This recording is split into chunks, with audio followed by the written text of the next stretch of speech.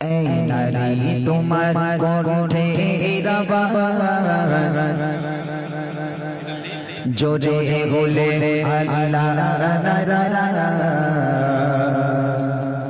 যার নামে নারী চেনা রূপাই